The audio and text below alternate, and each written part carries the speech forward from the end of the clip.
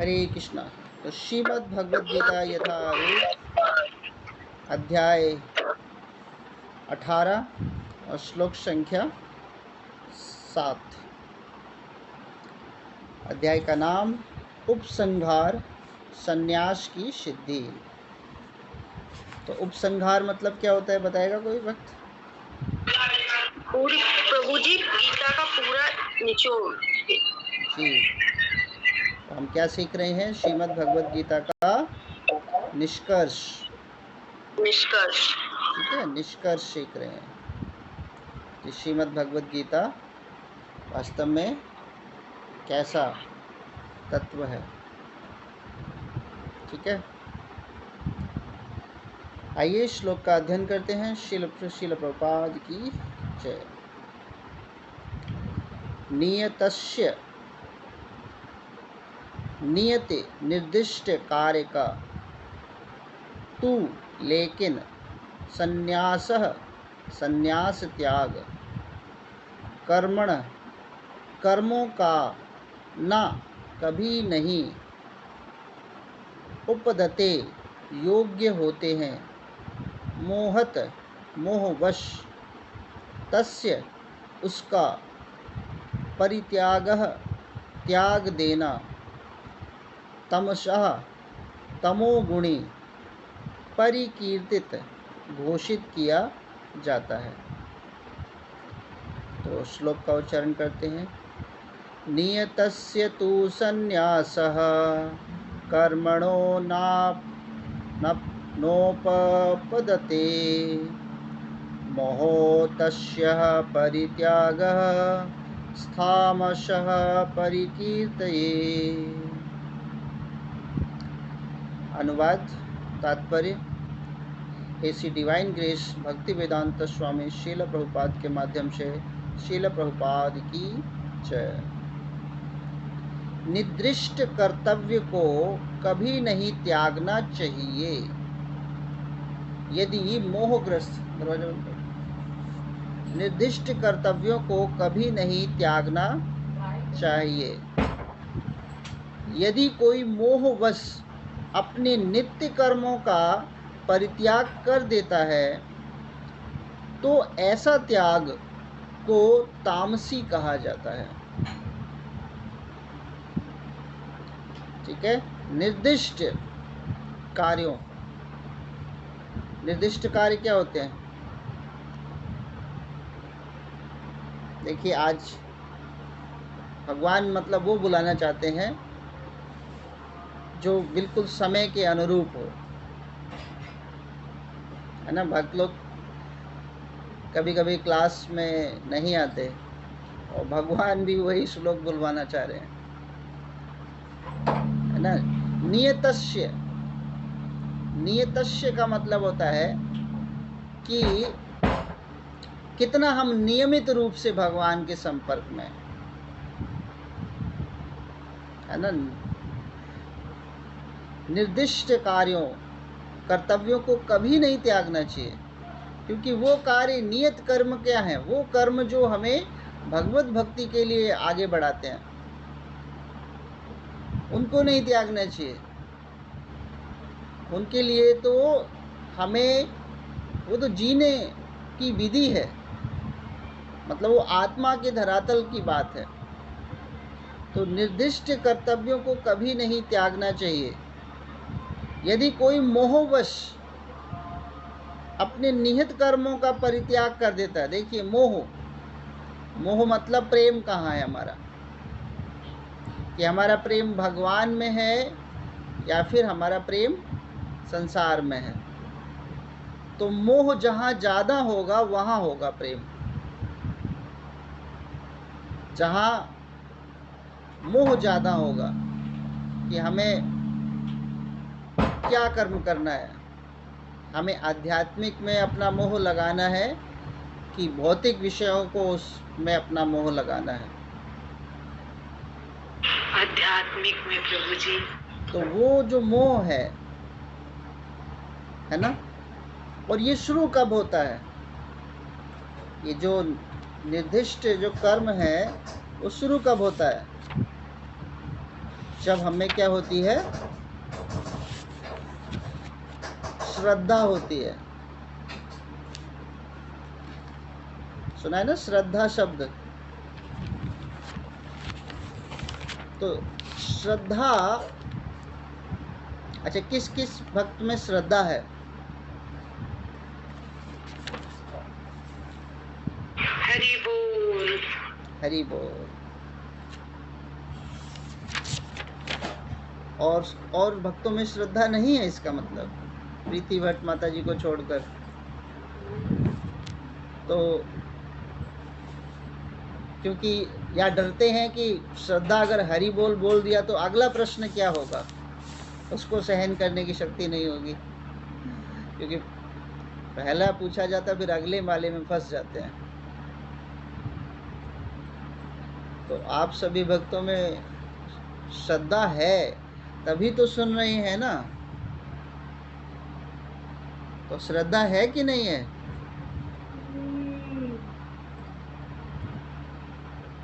जी प्रभु जी। हरे बोल प्रभु जी। हरे कृष्णा। एक महाराज, हरि बोल। हरे कृष्णा प्रभु जी। हरि बोल हरि बोल। एक महाराज कथा करने आए, उनके लिए व्यास आसन बिछाया गया, सब तरह पांडाल लगी गई है ना। तो महाराज आए कि आप सभी के अंदर श्रद्धा है ना, भगवान को समझने की। महाराज ने पूछा क्या सभी के अंदर भगवान को समझने की श्रद्धा है? तो सबने बोला हाँ हरि बोल, हम में है। तो महाराज ने कहा जब भगवान को जानते हो, श्रद्धा है, तो कथा करने की क्या आवश्यकता है? जब है ही भगवान के अंदर श्रद्धा, तो कथा करने की कोई आवश्यकता नहीं है। महाराज वापस चले गए। फिर पीछे पीछे एक भक्त दौड़े दौड़े गए, महाराज महाराज आप ऐसे जाइए मत, हमने तो आपको कथा सुनाने के लिए बुलाया है। तो पीछे से वो भक्त बोलते हैं, एक भक्त बोलता है अब की बार महाराज पूछें आपके अंदर श्रद्धा है तो आप बोल देना नहीं है। तो महाराज वापस आए। फिर महाराज ने प्रश्न पूछा आप सभी भक्तों के अंदर श्रद्धा है? तो कोई हाथ नहीं उठाया। बोला जब श्रद्धा ही नहीं है तो मैं क्लास करके कथा सुना के भी क्या करूँगा महाराज। फिर चल दी वापस। महाराज फिर वापस चल दिए। फिर महाराज वापस चले गए। तो फिर वो भक्त पीछे पीछे गया, महाराज महाराज महाराज पीछे से आपने सिखा दिया, देखो आधे लोग हाथ उठाना, आधे लोग हाथ मत उठाना। फिर महाराज को बुला के लाए, महाराज प्लीज़ कथा सुनाइए। फिर महाराज वापस आए। फिर महाराज ने प्रश्न पूछा आप सभी में श्रद्धा है? तो आधे लोगों ने हाथ उठाया, आधे लोगों ने हाथ नीचे उठाया, नहीं उठाया। तो महाराज ने कहा कि जो आधे लोग हाथ उठाए हुए ना, उनसे कथा सुन लो, ठीक है? उनसे कथा सुनी लो, फिर मैं सुना के क्या करूं? तो इस तरह जो है, हमने प्रश्न पूछा आप सभी में श्रद्धा है, तो फिर आप सभी ने, एक माता जी बोली है और सभी ने बोला नहीं है, कोई सी ने बोला ही नहीं हरि बोल। तो श्रद्धा बहुत आवश्यक है। हालांकि मैं जाने वाला नहीं हूँ, मैं सुनाने वाला हूँ, तो मैं यहीं पर हूँ। आप सभी भक्त कैमरा जो सुनते हैं थोड़ा कैमरा ऑन करके बैठा करें, तो वो भी ज़्यादा अच्छा लगता है। वक्ता को प्रसन्नता होती है कि कौन सुन रहा है कौन नहीं सुन रहा है ना। तो श्रद्धा शब्द बहुत महत्वपूर्ण है। श्रद्धा से क्या जागृत होता है ना, प्रेम जागृत होता है।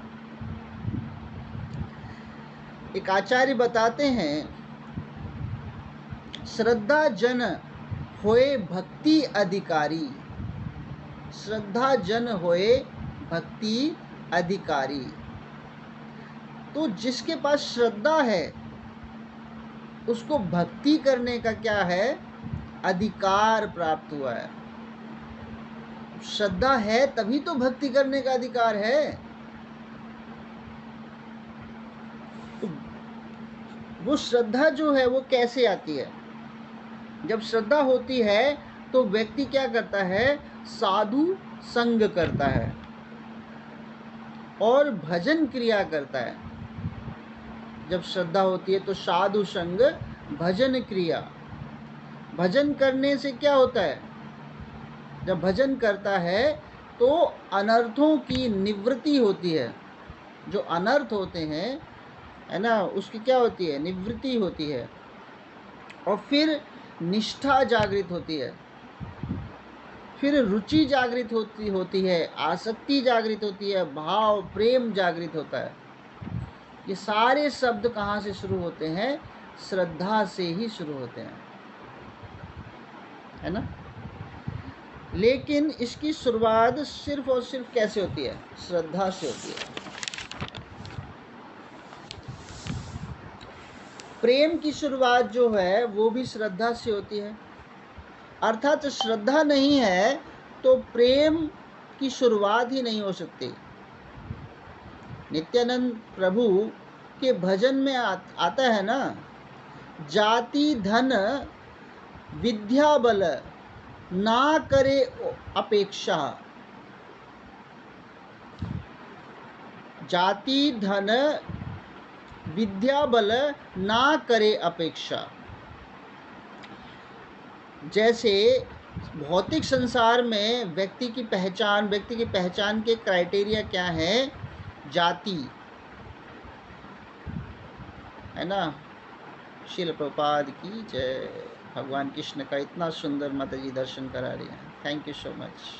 हरी हरी बोल।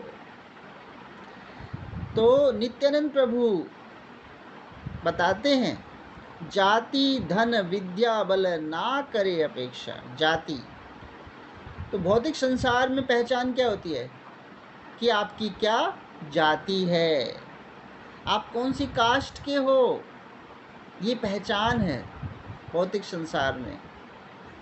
तो जाति अगर है ना, जाति होती है, एक दूसरे की जाति पहचान लेते हैं। अरे आप है ना यादव हो, हम भी यादव हैं, है ना, मिल बैठे, है ना।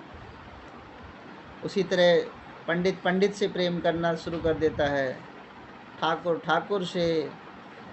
तो ये भौतिक पहचान से, है ना, जातिगत। अभी इलेक्शन चल रहे हैं तो नेता लोग वोट मांगते हैं, जाति धर्म के ऊपर भी वोट मांगते हैं।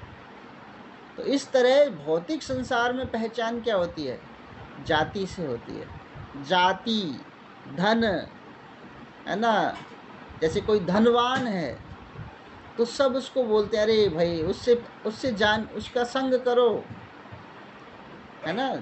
तो व्यक्ति धनवान का संग करता है। कोई विद्वान है, विद्या है उसके अंदर, तो उसका विद्या वाले के साथ संग करते हैं। कोई बलवान है, कोई अच्छा बलवान है, तो वो हमें दुश्मनों से बचा लेगा, तो हम उसका संग करते हैं। तो नित्यानंद प्रभु कहते हैं, जाति धन विद्या बल ना करे अपेक्षा। लास्ट की लाइन, लास्ट में क्या बोला नित्यानंद प्रभु जी ने, ना करे अपेक्षा। जाति धन विद्या बल ना करे अपेक्षा, कि इससे अपेक्षा नहीं करनी होती। अगर जाति धन विद्या बल से अपेक्षा करेंगे तो फिर संसार में रह जाएंगे। तो नित्यानंद महाप्रभु, है ना, साक्षात बलराम जो हैं वो कह रहे हैं, इसकी अपेक्षा नहीं करो। तो फिर किसकी अपेक्षा करो? श्रद्धा मात्र प्रेम धन लाइवे परम आनंद। श्रद्धा मात्र प्रेम धन लैवे परम आनंद। तो किससे प्रेम करना है? श्रद्धा के भाव से प्रेम करना है ना। तो श्रद्धा का हिसाब प्रेम है ना, श्रद्धा जितनी होती है उतना प्रेम। जैसे 1 किलो श्रद्धा है तो 1 किलो प्रेम, 2 किलो श्रद्धा है तो 2 किलो प्रेम, है ना। तो संसार को जज करने के 4 तरीके होते हैं। क्या बताया? कौन बताएगा? नित्यानंद महाप्रभु ने क्या बताया? कोई वक्त बताएगा 4 तरीके संसार को जज करने के।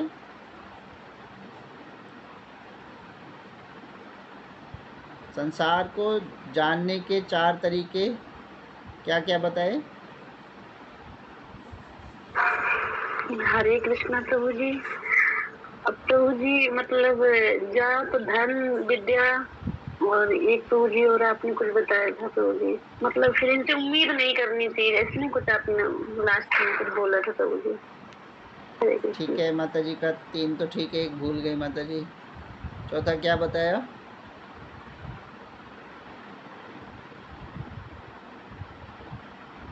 जाति धन विद्या बल, जाति धन विद्या बल ना करे अपेक्षा।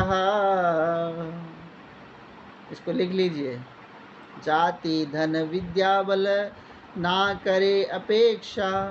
कोई गरीब है ना, तो क्या उससे प्रेम नहीं करना है? उससे भी प्रेम करना है ना। कोई नीची जाति का है तो हम उसको छोड़ देंगे? नहीं, उसको भी तो कृष्ण प्रेम देना है। कोई कम बलवान है तो क्या उसको प्रेम नहीं करना? उससे भी प्रेम करना है, सबसे प्रेम करना है। भगवान ने क्या बोला? श्रद्धा मात्र प्रेम धना लैवे परम आनंद।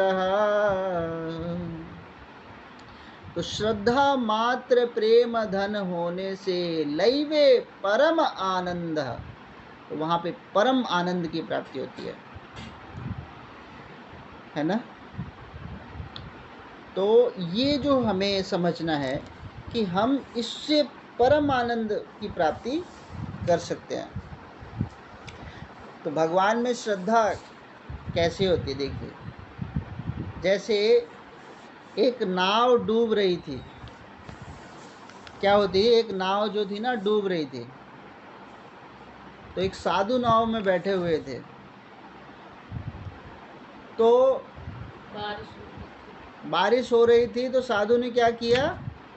नाव, और नाविक बोला नाव डूब रही है, डूब रही है।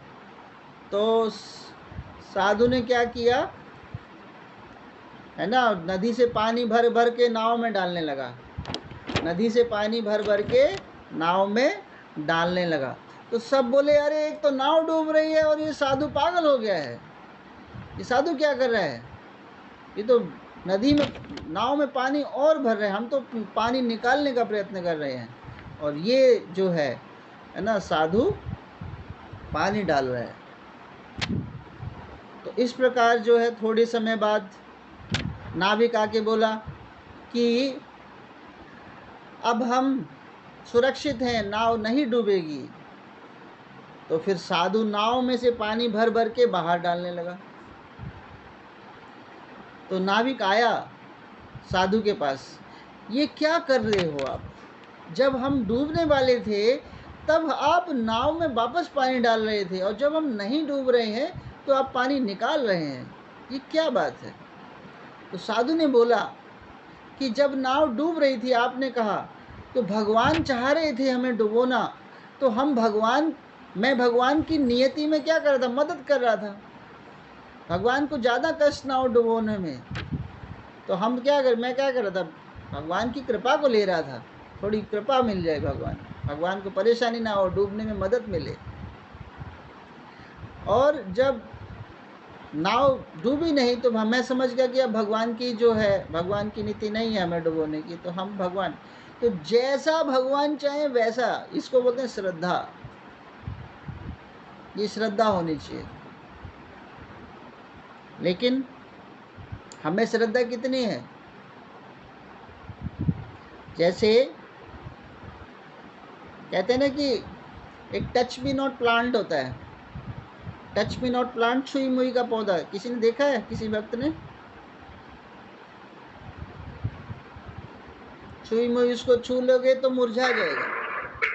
जी प्रभु जी, देखा है ना प्रभु जी, देखा है। हाँ, तो जैसे उसको छुओगे तो वो मुरझा जाएगा, सिकुड़ जाएगा। तो भगवान ने एक श्लोक बोला है दूसरे अध्याय में ही कि कछुए के स्वभाव होना चाहिए। भक्त का स्वभाव एक कछुए की स्वभाव होना चाहिए। कछुए का स्वभाव क्या होता है? कछुआ अपने आप को, सारी इंद्रियों को क्या कर लेता है? समेट लेता है। अच्छा, जो जिस पर बारात में दूल्हा बैठता है, जिस घोड़ी पर, वो घोड़ी है ना, उसके यूं लगी हुई होती है, उसमें ये पोर्शन होता है। इधर उधर नहीं देख सकती घोड़ी, उसको सिर्फ अपना मार्ग पता होता है और लगाम पीछे होती है। तो इस प्रकार उस घोड़ी को क्या पता है? लक्ष्य पता है कि मुझे जाना कहाँ है। वो कभी विचलित नहीं होती, उसके हाथ में लगाम होती है। तो इसी तरह हमारी श्रद्धा है ना, जैसे कछुआ जैसे ही होता है ना, वो संसार को देखता है, मुझे डर है कहीं कुछ हो जाएगा, तो अपनी इंद्रियों को क्या करता है? सिकोड़ लेता है, अपनी सब कुछ समेट लेता है। इसी तरह भक्त का स्वभाव होना चाहिए। जब वो संसार में रहे तो अपनी सारी इंद्रियों को एक जगह संचित कर लेना चाहिए। श्रीमद् भगवत गीता का कोई दूसरे अध्याय में श्लोक है ये। उसी तरह टच मी नॉट प्लांट होता है। टच मी नॉट प्लांट जैसे टच करते हैं तो मुरझा जाता है, सिकुड़ जाता है ना। तो हमारी श्रद्धा भी क्या है? भक्तों के बीच में रहेंगे तो क्या रहेगा? है ना, जय जगन्नाथ जय जगन्नाथ, हरे कृष्णा कृष्णा कृष्णा हरे हरे, हरे कृष्णा। दंडवत प्रणाम माता जी, बहुत सुंदर। जो भक्तों के बीच में रहेंगे तो श्रद्धा भरपूर, और जैसे ही भक्त के आवरण से बाहर निकले तो श्रद्धा का पता चल जाता है कि श्रद्धा है कितनी। जैसे ही भक्तों के आवरण से बाहर निकले, जैसे ही क्लास खत्म हुई, उसके बाद श्रद्धा तो वो खुटी पे टांग दी और फिर अब आओ अखाड़े में। यही होता है कि नहीं होता? होता है ऐसा कि नहीं होता? जी प्रभु जी, बिल्कुल होता है। ये होता है, जो नहीं जी बोल रहे उनके साथ नहीं होता है, वो हमेशा एक ही भाव में रहते हैं।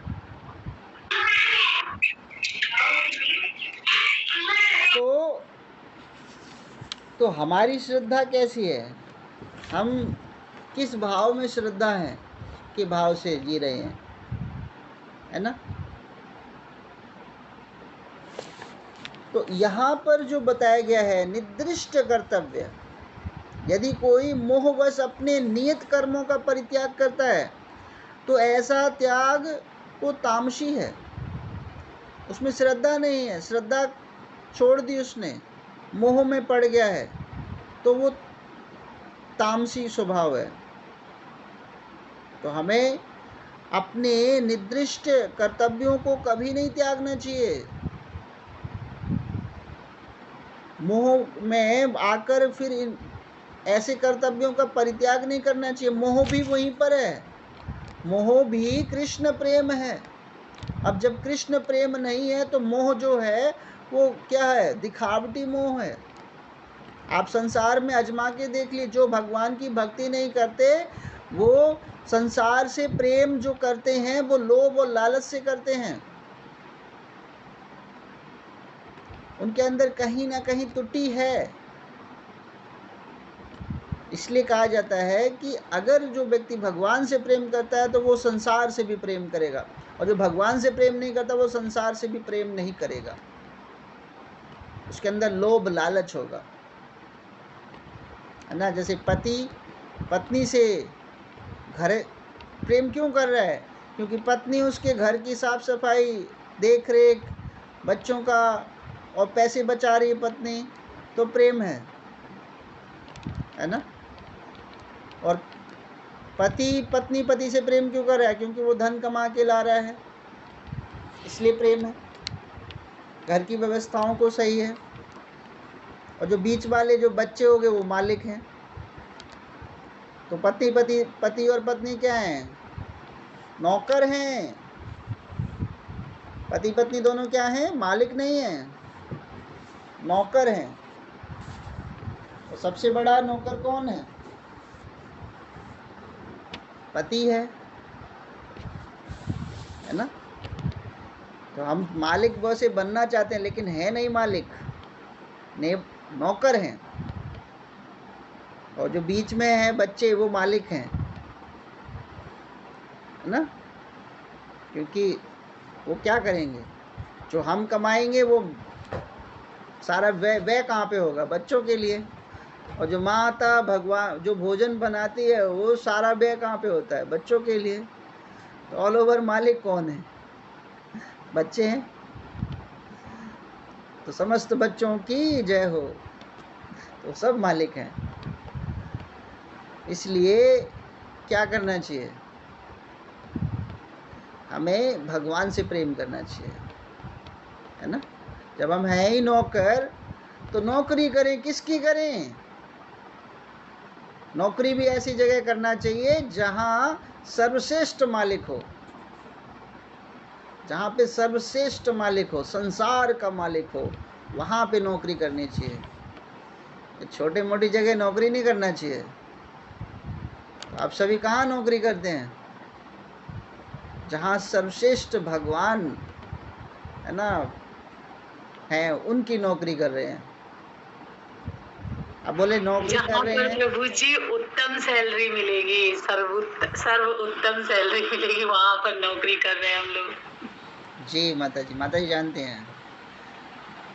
यहाँ पर ये जो सैलरी है परमानेंट सैलरी है, सर्वोत्तम सैलरी मिलेगी। गोलोकेरा प्रेम धन हरि नाम संकीर्तन। तो ये गोलोक प्रेम धन मिलेगा हमें, और हरि नाम संकीर्तन।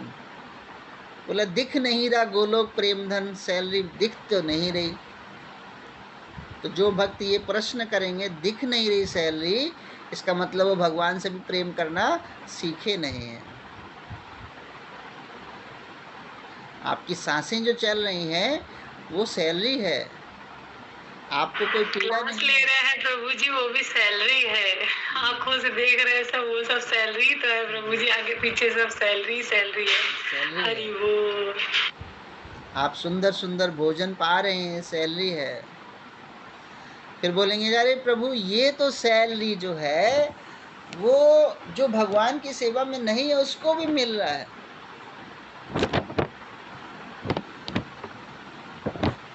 लेकिन एक सैलरी जो है वो आपको मिल रही है, लेकिन आपको अनुभव कम हो रहा है उसका।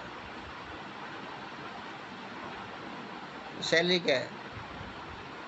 कि आप अपने अंदर देखिए कि हमारा पहले से और अब में कुछ अंतर है। श्रद्धा भाव जागृत हो रहा है कि नहीं हो रहा? हम पहले भगवान की विग्रह की सेवा कैसे करते थे और अब भगवान की विग्रह सेवा कैसे करते हैं? पहले हम संसार के मल को खाने के लिए कितने आतुर रहते थे, और अब संसार के मल को खाने से पहले सोचते हैं, है ना, क्या भगवान को देने लायक है, वही चीज़ लेने लायक है। तो ये सब कुछ क्या है? हमारी सैलरी है।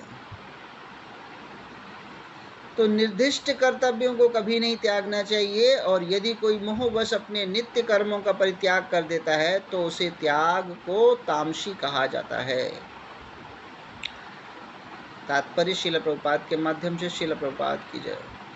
जो कार्य भौतिक दृष्टि के लिए किया जाता है उसे अवश्य ही त्याग दें, लेकिन जिन कार्यों का आध्यात्मिक उन्नति हो, यथा भगवान के लिए भोजन बनाना, भगवान के लिए भोजन अर्पित करना, फिर प्रसाद ग्रहण करना, उनकी स्तुति करना, है ना, ये जो कार्य आध्यात्मिक उन्नति करना, भगवान के लिए भोजन बनाना, भगवान के लिए भोग अर्पित करना, प्रसाद ग्रहण करना, फिर स्तुति करना, महाप्रसादे गोविंदे, कहा जाता है कि सन्यासी को अपने लिए भोजन नहीं बनाना चाहिए, लेकिन अपने लिए भोजन पकाना भले ही वर्जित हो, परमेश्वर के लिए भोजन पकाना वर्जित नहीं है। तो हम क्या सोचते हैं कि हम अपने लिए भोजन बना रहे हैं कि भगवान के लिए बना रहे हैं? सोचना चाहिए भोजन बनाने से पहले। सब्जी जब खरीदते हैं ना, तो ये सोचना चाहिए आज मैं कृष्ण को क्या बनाऊं, कौन सी सब्जी बना के खिलाऊंगी, है ना। आज मैं कृष्ण को लौकी बना के खिलाऊंगी, आज मैं घिया बनाऊंगी, आज मैं दाल बनाऊंगी, आज मैं तोरी बनाऊंगी, हे आज हमारे गोपाल अलग अलग सब्जी खाएंगे। ऐसा नहीं होता। ऐसा सोचते हैं? नहीं सोचते। ऐसा सोचते हैं अरे आज हम तो लौकी खाएंगे, आज हम तोरी खाएंगे, आज हम दाल खाएंगे, आज हम पनीर खाएंगे, आज हम राजमा खाएंगे। ये बोलते हैं ना, ऐसा बोलते हैं कि आज हम, तो कैसे बोलते हैं बताइए? जैसे पनीर घर में बना, बताया हम खाएंगे, भगवान के लिए प्रभु जी नहीं बोलते। हाँ, तो अभी समझ लो कि श्रद्धा कहाँ पे है। ये श्लोक हमें यही सिखा रहा है कि हमें ये भूल जाना चाहिए कि हम खाएंगे। अरे हम तो खाएंगे ही, ये तो इनडायरेक्टली है ही।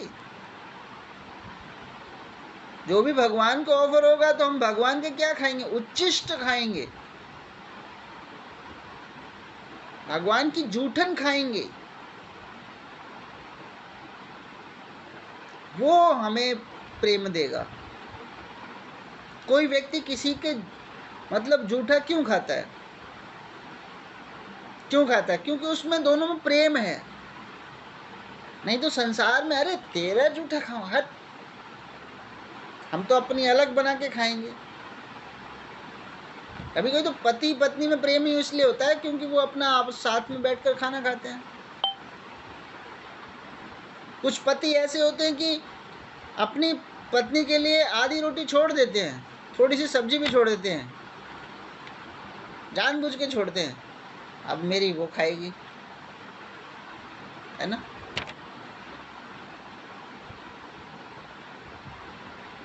और क्या वो पति जो है, चलो वो पति जो है वो अपनी पत्नी के लिए छोड़ रहा है, क्या पत्नी कभी छोड़े तो क्या पति लेगा उसको?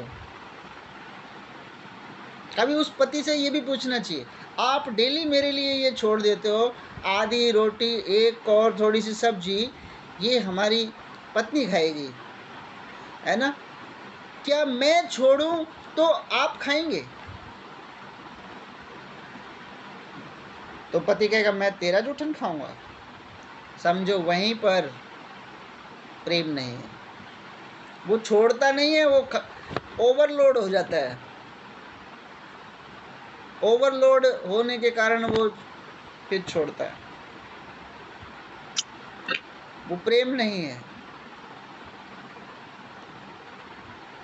साउथ इंडिया में ज़्यादातर पति और पत्नी बहुत प्रेम करते हैं। मैंने देखा है साउथ इंडियन को, वो एक ही थाली में सब कुछ रखते हैं और एक थाली बच्चों की और एक थाली पति पत्नी की, दोनों उसमें बैठकर भोजन पाते हैं और बातें करते हैं। तो इस तरह जो है वो प्रेम जागृत होता है दोनों के अंदर।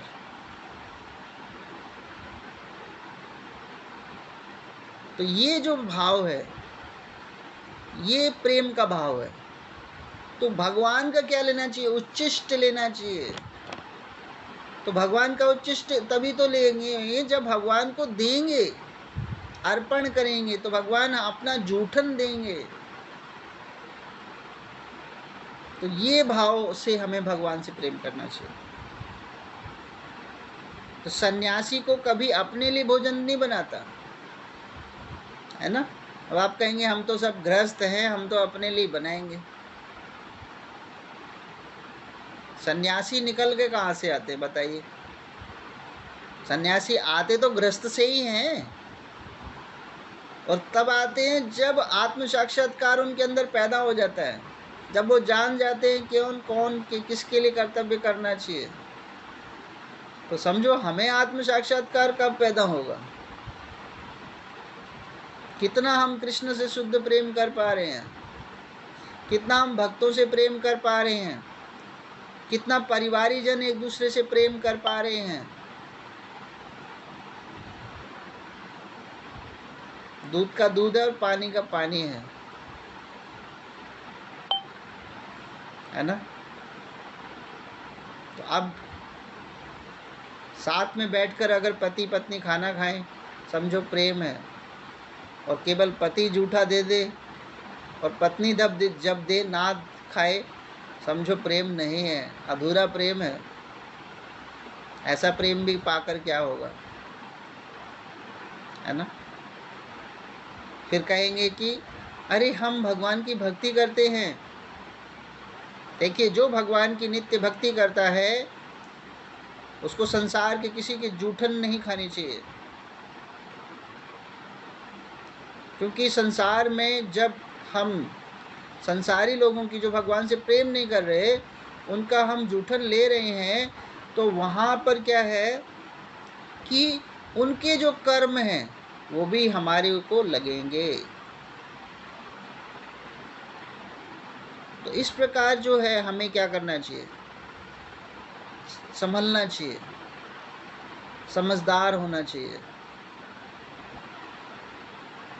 इसी प्रकार अपने शिष्य की कृष्ण भावनामृत में प्रगति करने में सहायता बनने के लिए सन्यासी विवाह यज्ञ संपन्न करा सकता है।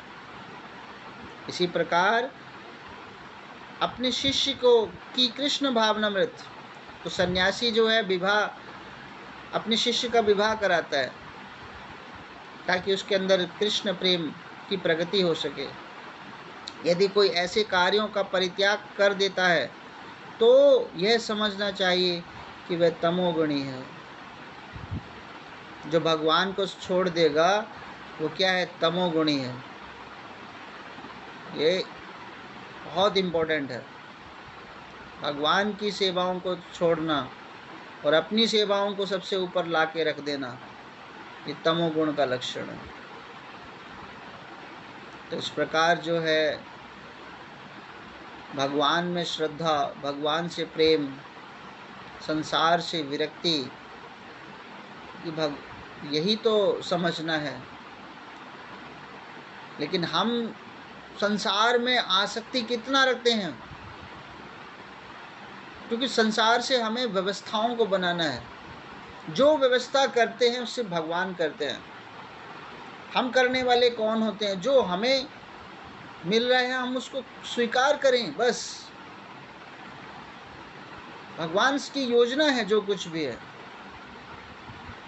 तो इस तरह हमें समझना चाहिए। जब कोई भक्त कहता है कि मेरे हिसाब से नहीं हो रहा और मैं, अगर ये मेरे हिसाब से नहीं हुआ ना तो मैं अपने प्राण को दे दूंगी, तो ये भक्त सबसे गलत कर्म कर रहा है। अरे भगवान की मर्जी है, जैसा भगवान कराना चाह रहे हैं वैसा उसको स्वीकार करिए। क्यों अपना उसमें खलल कर रहे हैं? वो हमारी अपनी मर्जी चलाना चाहते हैं। भगवान की रचना है। भगवान, भक्त का स्वभाव कोमल होता है, बिल्कुल मुलायम होता है। जिस विधि में भगवान रखेंगे उस विधि में रहेंगे। हमें ध्यान देना चाहिए। तो भगवान के लिए नित्य कर्तव्य करना चाहिए, उसको कभी त्यागना नहीं चाहिए। उससे प्रेम जागृत होगा। हरे कृष्णा। श्रील प्रभुपाद की जय। गुरु महाराज की जय हो। जय हो प्रभु जी की जय हो। हरे कृष्णा। जय हो हरे कृष्णा। हरि बोल। जय हो प्रभु जी के लिए चैंटिंग हरे कृष्णा हरे कृष्णा हरे कृष्णा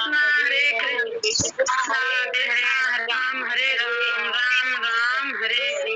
प्रभु जी की जय हो। कृष्णा कृष्णा कृष्णा हरे राम राम राम हरे हरे। प्रभु जी की जय हो। श्री वैष्णव भक्ति की जय हो।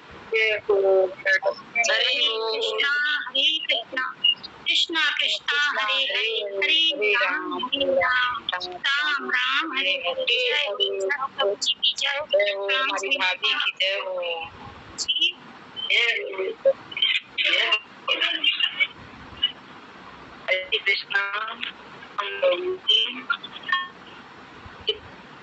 पाठ करने से प्रभु जी आनंद आ जाता है। प्रभु जी जब पाठ करते हैं तो आनंद बहुत आता है। प्रभु जी बहुत बहुत धन्यवाद। हरे कृष्णा। प्रभु जी प्रणाम। इस माताओं का कोई प्रश्न हो तो प्रश्न करिए। हरे कृष्णा माता जी। प्रभु जी हरे कृष्णा। प्रभु जी जी माता जी, हरे कृष्णा। प्रभु जी बहुत सुंदर क्लास की आपने। बहुत आनंद आया प्रभु जी। और प्रभु जी मतलब आज पता नहीं कौन से आनंद आनंद। आज सुबह सुबह माला भी हो गई तो मतलब अंदर से अलग ही फीलिंग हो रही है। और रोज प्रभु जी नहीं हो पाती तो एकदम चिड़चिड़ापन रहता है। और आज सुबह मतलब मॉर्निंग में तो माला से ही सुबह अच्छी हुई। तो प्रभु जी आज बहुत आनंद फील हो रहा है प्रभु जी। और क्लास भी इतनी सुंदर, इतना सुंदर आनंद आ गया प्रभु जी। बहुत बहुत धन्यवाद प्रभु जी। हरे प्रभु जी। कोई प्रश्न है आपका? हरे कृष्णा। लक्ष्मी माता जी, उमा माता जी, हरे प्रणाम माता जी। प्रणाम प्रभु जी। हरे कृष्णा। प्रभु जी ने बहुत अच्छी कथा सुनाई। बहुत अच्छा लगा। हरे कृष्णा। हरे कृष्णा। प्रभु जी मेरा एक प्रश्न है। जैसे कि वो सुबह सुबह क्लास में बताया था कि भूल रहे प्रश्न प्रभु जी। याद है सब प्रश्न। सॉरी प्रभु जी क्षमा करें। याददाश्त बहुत कमजोर है मेरी।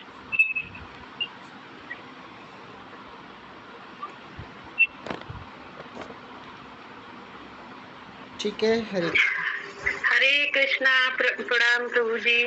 हरे कृष्णा। प्रभु जी आज आपने जो श्रद्धा के बारे में बताया प्रभु जी, बहुत बहुत धन्यवाद प्रभु जी। और जो भी थोड़ी बहुत 50 ग्राम या 250 ग्राम जो भी श्रद्धा जागी प्रभु जी आपके ही कारण जागी हुई है। और बस ऐसे बस कृपा बनी रहे प्रभु जी। ये कभी श्रद्धा हटे नहीं और मतलब बढ़े प्रभु जी। वो भी जैसे आपने संग बताया कि ये संग भक्तों का संग से ही बढ़ेगी और तभी हो पाएगा। तो प्रभु जी बहुत सुंदर तरीके से आज आपने बताया नित्यानंद प्रभु जी के बारे में। जैसे 4 चीज बताई, बल, ज्ञान, धन और ये चीजें, तो बहुत अच्छा लगा प्रभु जी। बहुत सुंदर तरीके से आपने बताया प्रभु जी। तो प्रभु जी दंडवत प्रणाम प्रभु जी। और क्षमा हम मांगेंगे प्रभु जी, क्योंकि कि मेरे में रिचार्ज नहीं था तो प्रभु जी 2 दिन का हम ये हरि नाम का ये स्वाद नहीं ले पाए। तो प्रभु जी क्षमा चाहेंगे प्रभु जी। हरे कृष्णा। हरे कृष्णा। श्रील प्रभुपाद की जय। आगे भी श्रद्धा के कई पार्ट बताए जाएंगे, क्योंकि ये श्रद्धा का विषय जो है ना बहुत महत्वपूर्ण है और एक क्लास में ख़त्म नहीं हो सकता ये श्रद्धा का विषय, क्योंकि श्लोका भी कवर करना था। करीब 4-5 क्लास में जाके श्रद्धा का विषय समाप्त हो सकता है। इसके लिए 4-5 क्लास चाहिए। ठीक है। हरे कृष्णा। बहुत बहुत धन्यवाद सभी भक्तों का। हरे कृष्णा। प्रभु जी क्लास उसमें प्रभु जी डांट मतलब प्रभु कौन से प्रभु जी थे उनकी डांट पड़ी थी नित्यानंद प्रभु जी थे। दोबारा बोली माता जी, आपका नेट थोड़ा कट रहा है।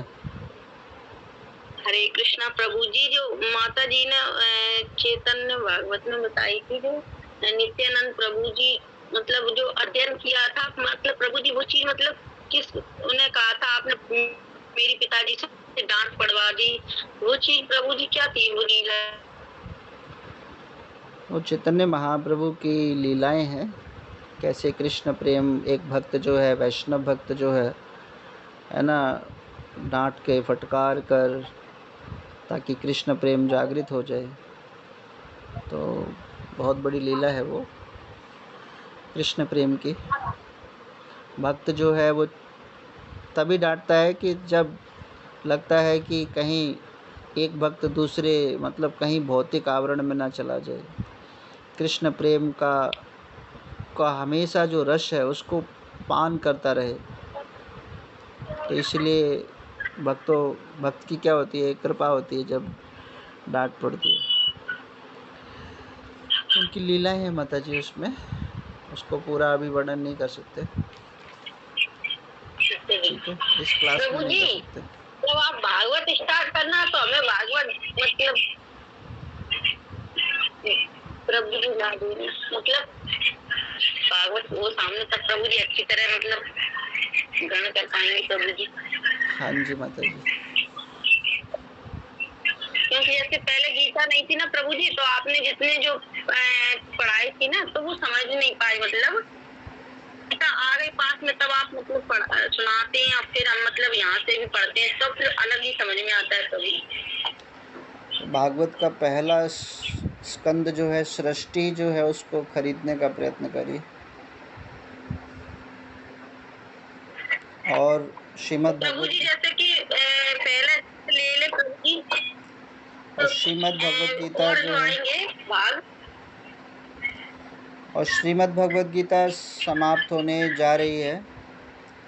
तो इसका समापन कार्यक्रम जो है एक स्थान पर होगा जहाँ पे सभी भक्तों को वहाँ पर आना पड़ेगा। श्रीमद् भगवत गीता के समापन कार्यक्रम में, जिसमें सभी भक्त अपना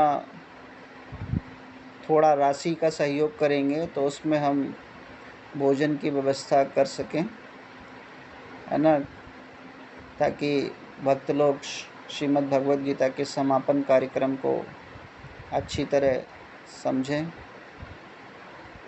और उसमें हम एक जगह पर उमा माता जी के घर पे ही मान लो समापन कार्यक्रम करते हैं। माता जी का घर बड़ा है ना, तो वहाँ पर श्रीमद् भगवत गीता का समापन कार्यक्रम रखा जाएगा। लास्ट का जो श्लोक हो जाएगा उसको वहीं पर पढ़ा जाएगा। तो वो कार्यक्रम के लिए आप सभी भक्त थोड़ा थोड़ा, है ना, दान दे सकते हैं, ताकि हम व्यवस्थाओं को कर सकें, किसी एक भक्त पर ज़्यादा दबाव ना पड़े। ठीक है, ठीक है, मैं गलत तो नहीं बोल रहा? नहीं तो बहुत अच्छा धन्यवाद जी प्रभु जी। हरि बोल, हरि बोल, हरे कृष्ण। हरि बोल, हरि बोल। सभी भक्त आएंगे कि नहीं आएंगे? हरि बोल रहे हैं।